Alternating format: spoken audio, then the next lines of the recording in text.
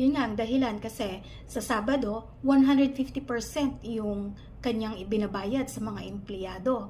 So, siguro iniiwasan niyang magbayad ng additional 50% na premium pay sa mga magtatrabaho ng Sabado. So, etong mga empleyado, umalma. Sabi nila, teka lang, parang may violation dito. Non-diminution of benefits.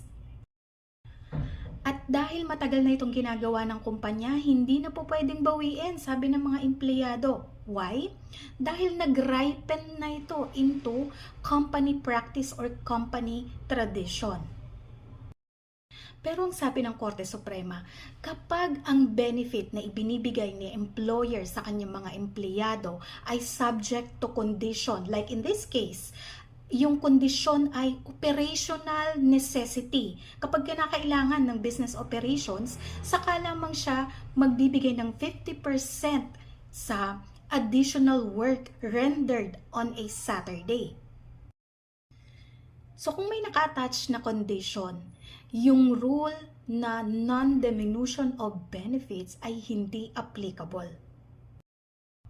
Pero kung halimbawa yung nakalagay lang sa CBA ay may 50% na premium pay kapag pumasok ka ng Sabado at walang qualification, then applicable ngayon yung non-diminution of benefits kapag inalis ito unilaterally ni employer kapag walang condition na naka-attach doon sa benefit na yon.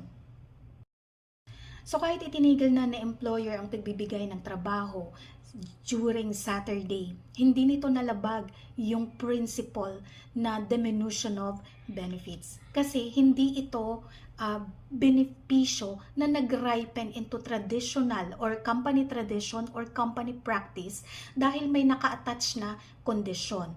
Ngayon, dahil hindi na existing yung condition, yung operational necessity, pwede nang itigil ni employer yung pag-require ng Saturday work and then yung pagbabayad ng premium pay. Ang applicable na principle na ay yung no work, no pay.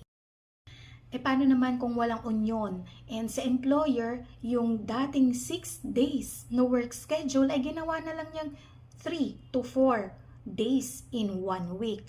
Ano ang mangyayari?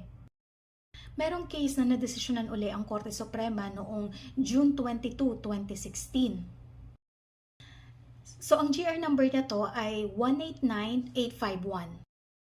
Sa employer ay engage ulit sa isang manufacturing business. Now, etong kanyang mga trabahador ay na-hire noong 1997 and 1998 bilang mga production workers.